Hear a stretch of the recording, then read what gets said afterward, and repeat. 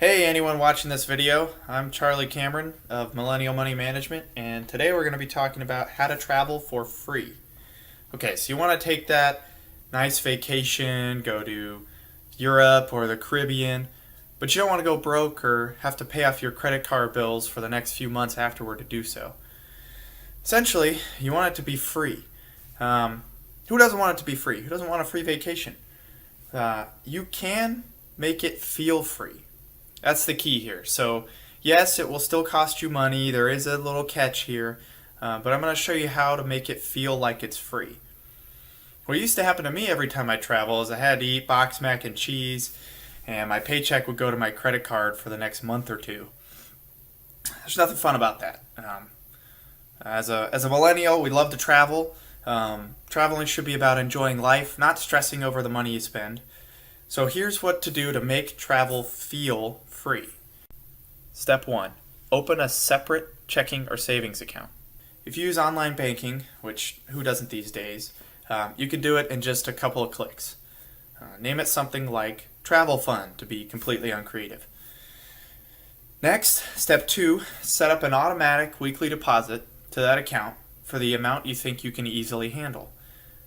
Aim for a goal of $100 a week. That sounds like a lot, but really it's just a little over $10 a day.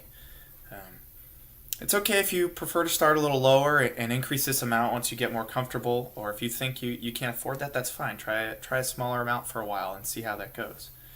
Okay, so now that you have your travel fund and you're putting $100 a month into it, don't touch that money for anything other than travel. Barring an emergency, you can pull it from there, of course. But if you don't touch it, then in 1 month you'll have $400. There's 52 weeks in a year, so in 6 months you'll have $2,600, and in a year you'll have over $5,000. $5,000 to spend on travel. Okay, so there's more to this than just that. Let's use a travel example. Let's say you want to fly to Vegas for a 3-day weekend around the time your travel fund reaches 6 months old. Okay, so you go to buy the plane tickets, probably using your credit card. What you do is immediately pay off exactly the amount you spent on the tickets on your credit card from your travel fund. So say the tickets cost you $400 round trip, immediately pay that to your credit card from your travel fund, and you're left with $2,200. Now we go to book the hotel. If you prepay for it, do the exact same thing. If not, subtract the amount remaining from the funds in your head. So $2,200, let's say the hotel was $400 for 3 nights, you're left with $1,800. Okay, now when you're on your trip, as soon as you leave the house to when you get back home, you're going to divide your expenses into 2 basic categories, okay? So you got your essentials. These are things you'd spend money on anyway, even if you weren't on vacation, like meals or your Mocha Loca fat-free paleo bullshit latte, deodorant because you smell funk after walking around Vegas all day. For this stuff, spend it how you would normally spend it. If that means just throwing it on your credit card and paying it monthly or a couple times a month, just do that. If you prefer cash or debit usually, then just stick to that.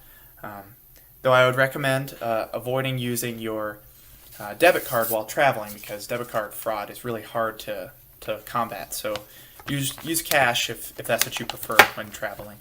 So those are your essentials. Those are things you're going to spend money on whether you were on vacation or not. So spend it as if you weren't on vacation. Okay, now the rest is the extras category.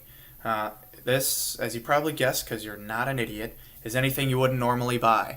An expensive meal, a souvenir, entertainment, a helicopter ride, or money for gambling. I mean, you're in Vegas after all. This is what's left from your vacation funds. So remember, you have $1,800 left. You can spend all of that if you want on your extras, literally on whatever you want. But, big but here, big but.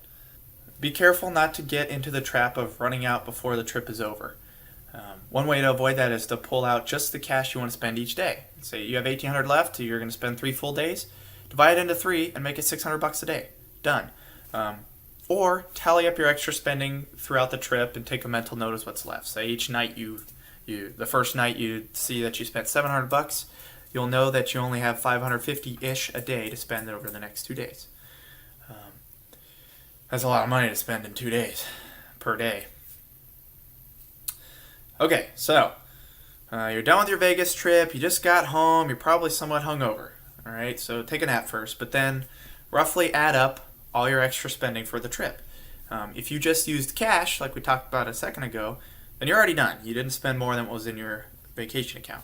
If you used your credit card, then pay off this rough amount from your travel fund immediately. So say you roughly estimate you spent $100 on a dinner and $400 on gambling and $500 on shows or clubs or grinding and winding, whatever.